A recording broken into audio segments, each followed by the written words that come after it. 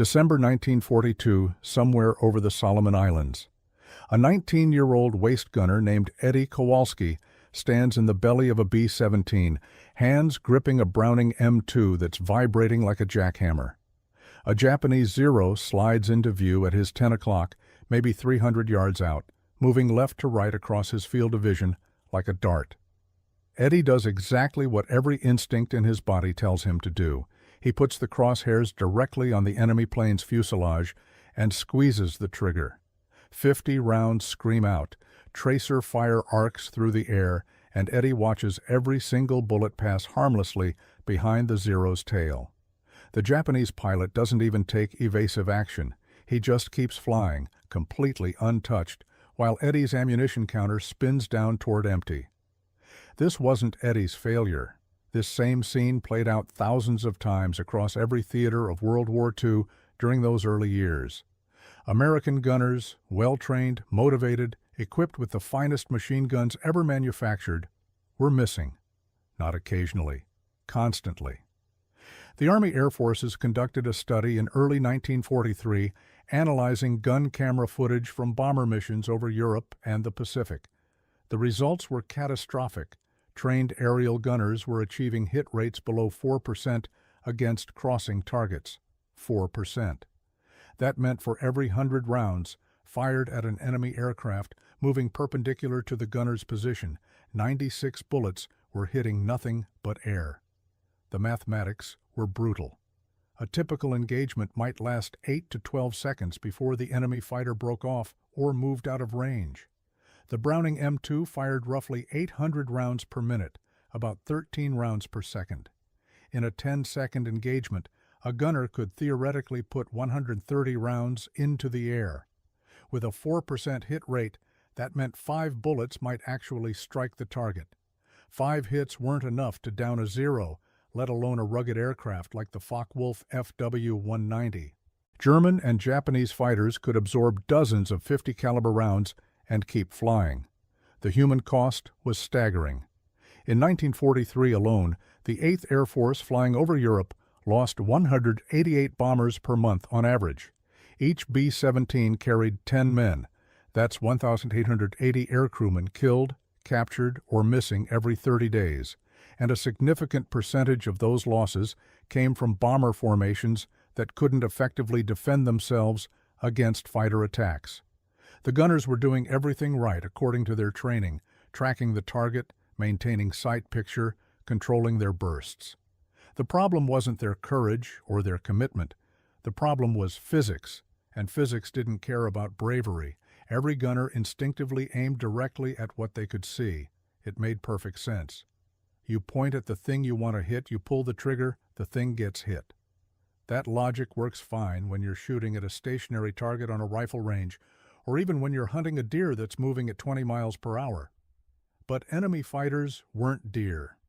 They were crossing the gunner's field of view at speeds exceeding 300 miles per hour. Some of the late war models, like the Me-262 jet, could hit 540. At those velocities, the time it took for a bullet to travel from the gun muzzle to the target's position meant the target wasn't there anymore by the time the bullet arrived. The bullet itself moved fast, roughly 2,900 feet per second, leaving the barrel of a Browning M2. That sounds instantaneous, and at short ranges against slow targets, it effectively was. But in aerial combat, short range meant 200 to 400 yards, and the targets were screaming through the sky at speeds that would have seemed impossible just 20 years earlier. A Zero flying at 300 miles per hour covered 440 feet every single second. Do the math on a 300-yard shot, that's 900 feet. At 2,900 feet per second, the bullet needed roughly 0.31 seconds to cover that distance. Doesn't sound like much, does it? But in those 0.31 seconds, that Zero moved another 136 feet forward, 11 car lengths. The gunner aimed at where the aircraft was, but the bullet arrived at where the aircraft had been a third of a second ago, passing through empty air, while the enemy fighter continued unscathed. This phenomenon had a name: deflection error. Military scientists understood it in theory long before World War II, but understanding something in a classroom and solving it in combat were entirely different problems. The deflection required wasn't some minor adjustment. It was massive and counterintuitive. Against a target crossing at 90 degrees at 300 yards distance, a gunner needed to aim approximately 15 to 20 feet ahead of the aircraft's nose. That meant putting your crosshairs on what looked like completely empty sky, trusting that the target would fly into your stream of bullets. Every human instinct screamed against it. Gunnery instructors tried teaching deflection shooting during training, but the results were dismal. The Army Air Force's Flexible Gunnery School at Laredo, Texas, put students through rigorous programs starting in 1942. Trainees spent hours in turret simulators, shot at towed targets from moving trucks, studied diagrams showing proper lead angles. None of it translated effectively to real combat. The problem was complexity. Deflection wasn't a single calculation. It changed constantly depending on target speed, target angle, range, altitude, whether the target was climbing or diving, whether your own aircraft was turning. A B-17 ball turret gunner engaging a Bf-109 making a frontal attack needed different deflection than the same gunner engaging the same aircraft during a beam attack from the side. And he had maybe 4 seconds to process all those variables while being shot at, while his aircraft bucked through flak damage, while his oxygen mask fogged up at 25,000 feet. The psychological barrier was just as deadly as the technical one. Gunners who survived their first few missions and tried implementing deflection shooting often abandoned it after apparent failures. They'd aim ahead of a target, fire a burst, see their tracers arc through empty sky in front of the enemy plane, and conclude they'd led too much. Next engagement, they'd reduce their lead, moving their aim point closer to the visible target. They were self-correcting in exactly the wrong direction, trusting their eyes over the physics they couldn't see. Gun camera footage from 1943 missions shows this pattern repeatedly: initial bursts with some forward lead, followed by subsequent bursts walking backward until the gunner was shooting directly at or even slightly behind the target's current position. The casualties mounted. 8th Air Force records from the October 1943 missions to Schweinfurt showed 20% losses, 60 bombers failing to return out of 291 dispatched. The survivors landed with dead and wounded crewmen, shredded hydraulic lines, engines trailing smoke. In the debriefings, gunners reported the same frustration. They'd been shooting, their guns had been working, but their bullets hadn't been connecting. Something fundamental had to change, and it had to change fast, because at the current loss rates, the Allied bombing campaign would collapse before it ever reached Berlin. The solution had been sitting in a filing cabinet since 1924, written by a man most combat aircrews had never heard of.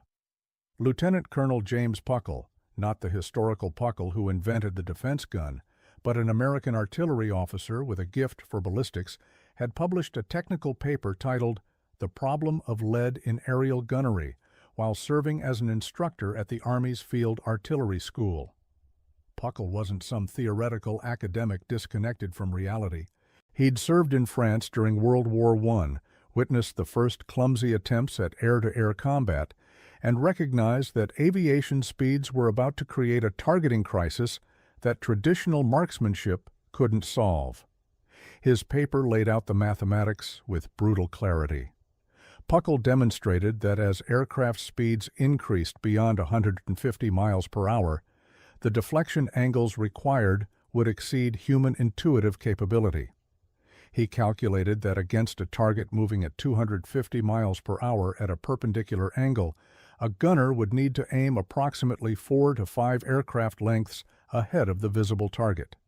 His paper included tables, exhaustive charts showing required lead for various combinations of target speed, range, and crossing angle. A 200-yard shot at a 90-degree crossing angle against a 300 MAF target led 47 feet. Same target at 400 yards led 94 feet. The numbers were staggering, And Puckle's conclusion was even more disturbing.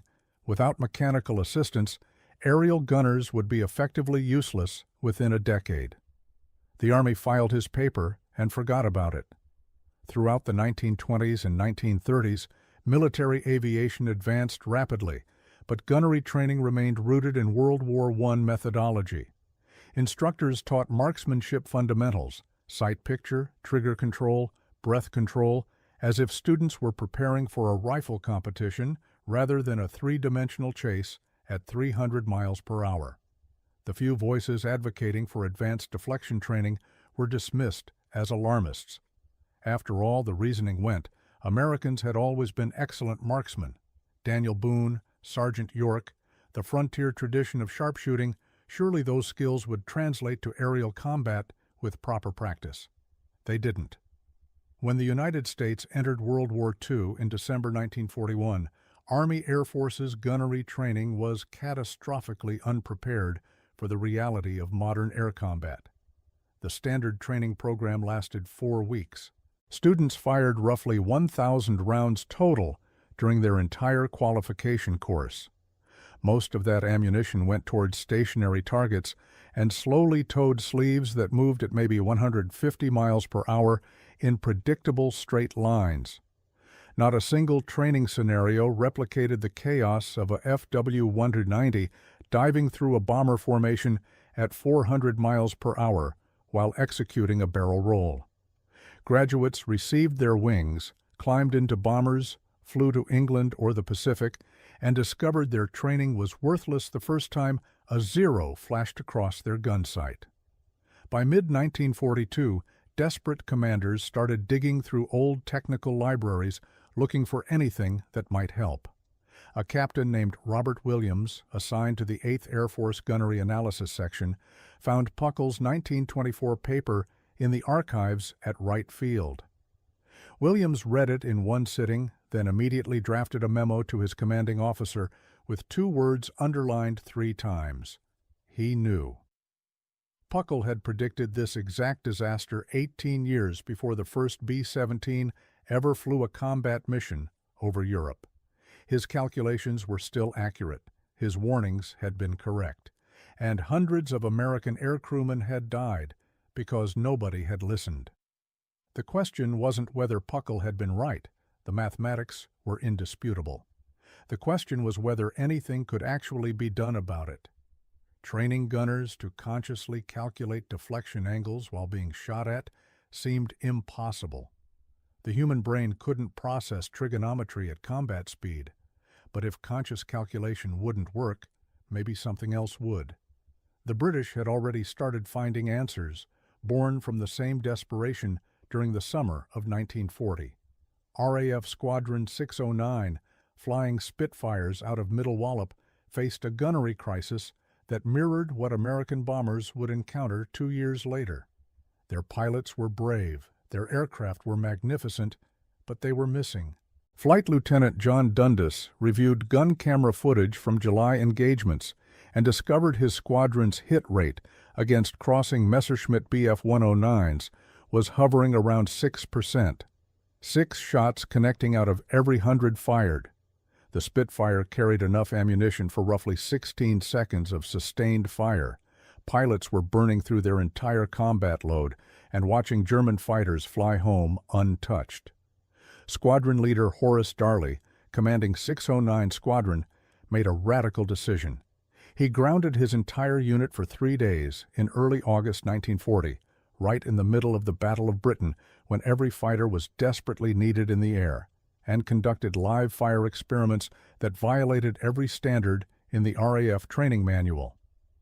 Darley had been a competitive clay pigeon shooter before the war, and he understood something about leading moving targets that military theorists had overlooked. The best shotgun shooters didn't calculate lead, they felt it. Their brains processed the target's movement subconsciously, their hands moved the barrel ahead of the clay disc without conscious mathematical thought. Darley wondered if fighter pilots could learn the same instinctive response. His experiment was brutally simple. He had a Hurricane fighter tow a target banner across the gunnery range while his Spitfire pilots made repeated firing passes. But instead of the standard approach, pilots aiming carefully, trying to calculate the precise lead angle, Darley instructed them to do something that sounded insane. Don't aim at all. Instead, watch the target's movement, let your eyes track its path, and start firing while your aircraft is still turning to follow. Let the deflection happen naturally through the motion of your turn, rather than trying to consciously create it with aiming adjustments. Fire into where your instincts say the target is going, not where your eyes say it currently is. The first attempts were disasters. Pilots missed the banner by 50 feet, their bullets stitching patterns across empty sky. But Darley made them repeat the exercise, again. 40 passes each over 3 days. No lectures about ballistics, no trigonometry, no tables of deflection angles. Just repetition with one simple instruction: fire while you're still moving, not after you've steadied on target. By the third day, something remarkable happened. The pilots' hit rates began climbing. Not dramatically. They went from 6% to maybe 12%. But that doubling meant twice as many bullets hitting German aircraft, which meant twice as many kills or twice as many damaged enemy fighters returning to base, unable to fly the next mission. Darley documented his results and submitted them to Fighter Command Headquarters on August 18, 1940. His report included a crucial observation. The pilots who improved fastest weren't the ones with the best peacetime marksmanship scores. They were the ones who could suppress their instinct to aim carefully and instead trust their peripheral vision and motion sense. The conscious brain, Darley argued, was too slow for modern air combat. The answer was training the subconscious to handle deflection automatically, the same way a baseball player's brain calculates where a fly ball will land without consciously solving trajectory equations. Fighter Command circulated Darley's findings, but implementation was scattered and inconsistent. Some squadrons adopted the technique enthusiastically, others dismissed it as unscientific nonsense. The RAF's training command was particularly resistant. Their instructors had decades of experience teaching marksmanship fundamentals, and Darley's approach seemed to abandon everything they knew about proper shooting discipline. But combat results didn't lie. Squadrons that embraced motion-based deflection shooting showed measurably better kill ratios through the autumn of 1940. The data was clear enough that by early 1941, the technique was quietly becoming standard practice, even if the official training manuals hadn't caught up yet. American military observers in Britain took detailed notes on Darley's methods, but the United States Army Air Forces faced a different problem. Fighter pilots could potentially learn instinctive deflection through repetition, but bomber gunners couldn't. A Spitfire pilot controlled his entire aircraft, using motion and angles to create natural lead. A waist gunner in a B-17 stood in a fixed position while his aircraft flew straight and level through flak, unable to maneuver, unable to use aircraft movement to generate deflection. He had only his hands on the gun and his eyes on the target. If conscious calculation was too slow and instinctive motion wasn't available, the solution had to be mechanical. Enter the Massachusetts Institute of Technology, specifically the Radiation Laboratories Division 7, established in early 1942. The name was deliberate misdirection. Radiation Laboratory suggested atomic research, which helped maintain secrecy around what Division 7 actually built: fire control systems. The head of the division, Dr. Charles Stark Draper, was a 40-year-old engineer who'd spent the previous decade developing gyroscopic instruments for aircraft navigation. Draper understood that the deflection problem wasn't fundamentally about shooting, it was about prediction.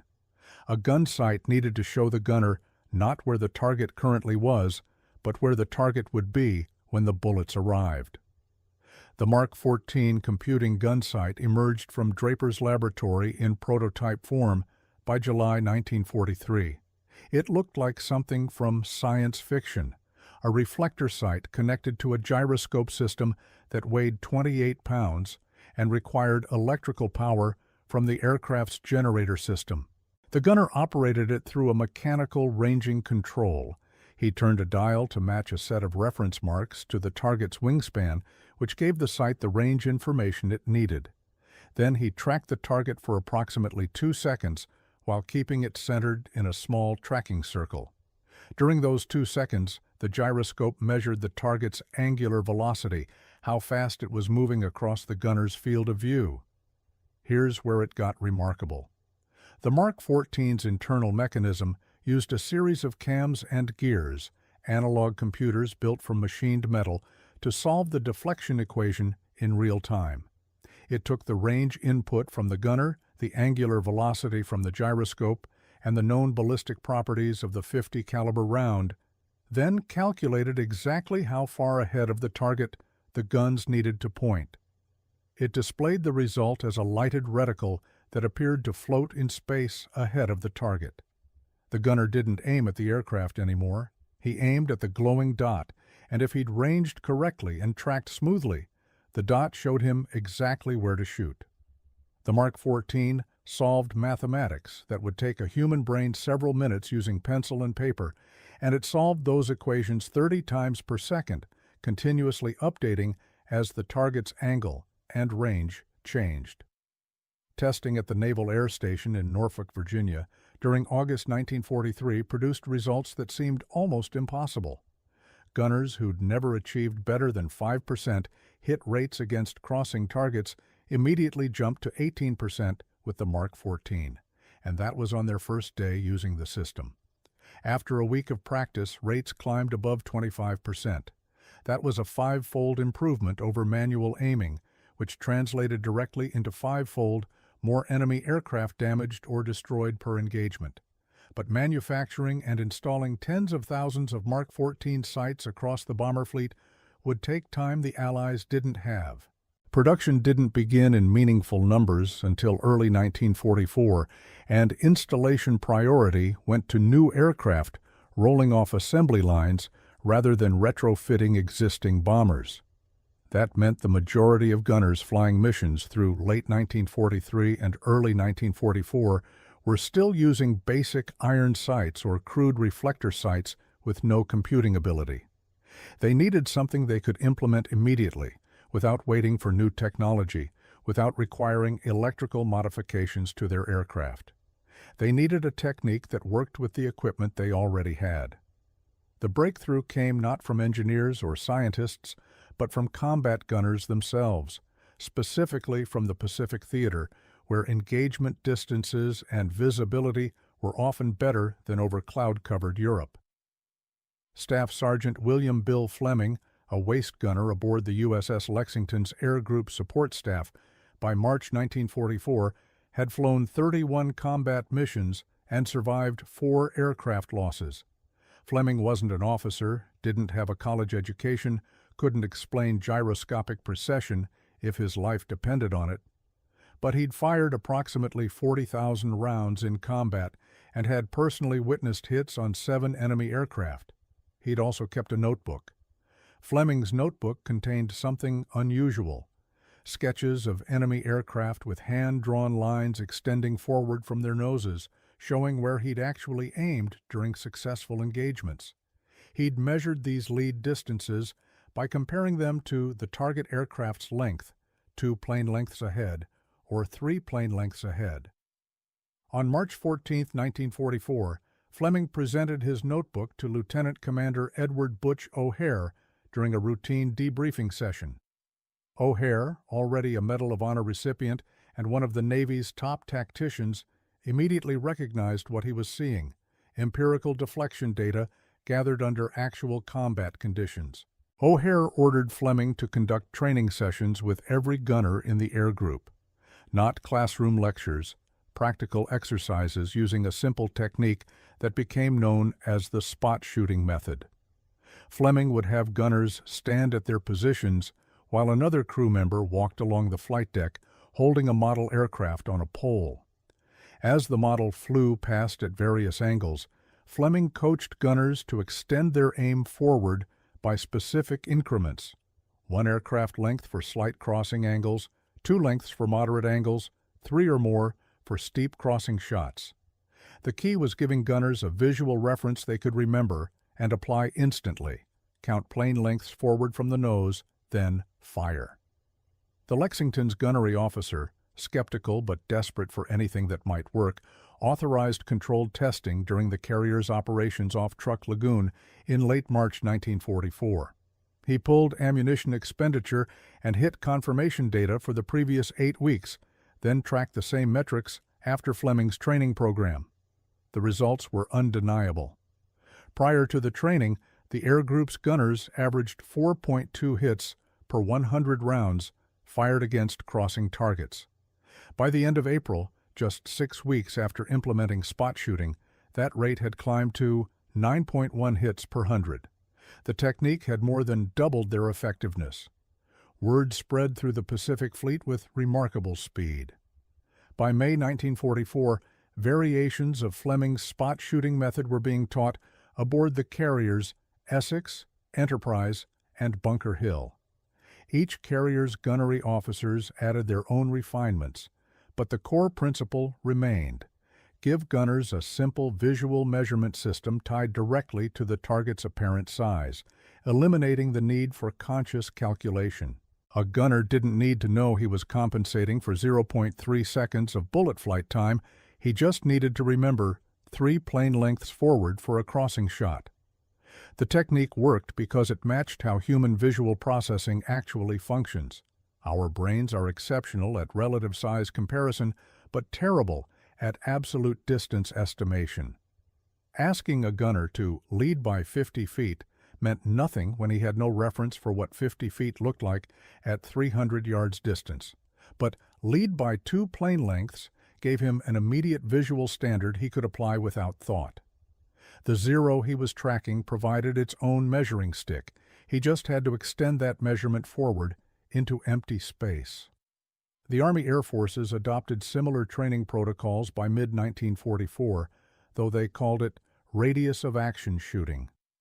Technical manuals started including illustrations showing proper lead distances expressed in multiples of target wingspan or fuselage length. The 8th Air Force Gunnery School at Lavenham, England, rebuilt their entire training program around the technique during June 1944. Mission loss rates, while still significant, began declining. July 1944 showed 3.4% bomber losses per mission compared to 5.2% the previous October. That difference represented hundreds of crew members who flew home instead of dying over Germany. But knowing the technique and executing it under combat conditions remained 2 entirely different challenges. The human brain, even armed with the spot shooting method, still fought against itself when the shooting started. Psychologists embedded with the Army Air Forces documented this phenomenon extensively during 1944 interviews with returning gunners. The issue wasn't knowledge. Gunners could recite the proper lead distances perfectly during debriefings. The issue was that conscious knowledge evaporated under stress, replaced by primal instinct that screamed, "Aim at the threat." Captain Harold Klein, an Army psychologist stationed at Bovingdon, studied this response through analysis of gun camera footage paired with post-mission interviews. He identified a pattern he termed threat fixation collapse. Gunners would start an engagement using proper deflection, but as the enemy fighter closed and the perceived danger intensified, their aim point would progressively drift backward until they were shooting directly at or even behind the target. Klein's data showed this collapse happened fastest during head-on attacks, where the closing speed between bomber and fighter exceeded 500 miles per hour, and the gunner had perhaps 2 seconds before the enemy opened fire. Under that extreme stress, rational technique dissolved into pure reaction. Point at the scary thing, pull trigger. The only solution was repetition so extensive that deflection shooting bypassed conscious thought entirely, embedding itself at the same neurological level as walking or catching a thrown ball. This required training time the military couldn't afford in 1942 and 1943, but by late 1944, With Allied control of the air improving and training pipelines more established, gunnery schools extended their programs. The standard course that had been 4 weeks in 1942 expanded to 8 weeks, then 10. Students now fired 5,000 rounds during training instead of 1,000, and significantly, over half of those rounds went toward moving targets at realistic combat speeds. The Naval Air Gunner School at Jacksonville, Florida, pioneered a particularly effective drill starting in August 1944. They mounted 50 caliber guns on motorized turrets that could spin and elevate rapidly, then had high-speed boats tow targets across the water at speeds up to 60 miles per hour while varying their distance and crossing angles randomly. Gunner trainees engaged these targets repeatedly, 50 to 70 passes per day, until the act of leading became automatic. Instructors didn't correct students verbally during the drills. They simply had them shoot, check their hit pattern, adjust, and shoot again. The subconscious learned through feedback loops faster than the conscious mind learned through instruction. Elite gunners who survived 30 or more missions demonstrated something remarkable in combat footage analysis. Their deflection aim points remained stable even under intense stress. When a FW-190 came screaming through the formation with cannon fire flashing from its wings, these experienced gunners maintained their lead automatically. Their conscious minds could be terrified. Many admitted to being absolutely convinced they were about to die during certain engagements. But their hands kept the proper sight picture anyway. They'd achieved what martial artists call mushin, or no mind, the state where technique happens without conscious direction. But that level of proficiency took time and ammunition most gunners never received. The mathematics of wartime training were brutal. If creating an expert deflection shooter required 5,000 practice rounds and 10 weeks of intensive training, but the bomber offensive needed 50,000 new gunners in 6 months, compromises were inevitable. The majority of gunners flying combat missions never achieved true unconscious competence. They remained perpetually in the conscious competence stage, capable of proper deflection shooting when conditions allowed them time to think, but vulnerable to collapse under extreme stress or when facing unexpected tactical situations. This created a strange stratification in combat effectiveness. A bomber formation's defensive firepower wasn't uniform. It depended heavily on which specific gunners were in which specific positions on which specific aircraft. A formation that happened to include several veterans with deep training could fight off attacks that would devastate a formation of newer crews. German fighter pilots learned to identify and exploit this, targeting bombers that showed hesitant or inaccurate fire during initial passes, avoiding formations where the defensive fire was immediate, heavy, and precisely placed. The deflection shooting revolution that began with British experiments and American desperation didn't end when World War II concluded in 1945. The core principle that you must aim where the target will be, not where it is, became foundational to every weapon system developed afterward. The Mark 14 computing gunsight evolved into the Mark 18, which served through the Korean War, then into digital fire control computers that could process dozens of variables simultaneously. By Vietnam, fighter aircraft carried radar-assisted gun systems that calculated deflection automatically, requiring pilots only to keep targets within acquisition parameters. The F-4 Phantom's lead computing optical sight system did in microseconds what had taken Draper's mechanical gyroscopes significant fractions of a second. Modern air-to-air combat has largely moved beyond guns entirely. Missiles handle interception at ranges where deflection would require leading by miles rather than feet. But the underlying physics hasn't changed, just the implementation. An AEM-120 AMRAAM missile uses inertial guidance and active radar to continuously update its trajectory toward where its target will be, executing deflection calculations thousands of times per second. The F-22 Raptor's AN/APG-77 radar doesn't just track targets, it predicts their future positions based on current velocity and acceleration, then positions the aircraft and selects weapons accordingly.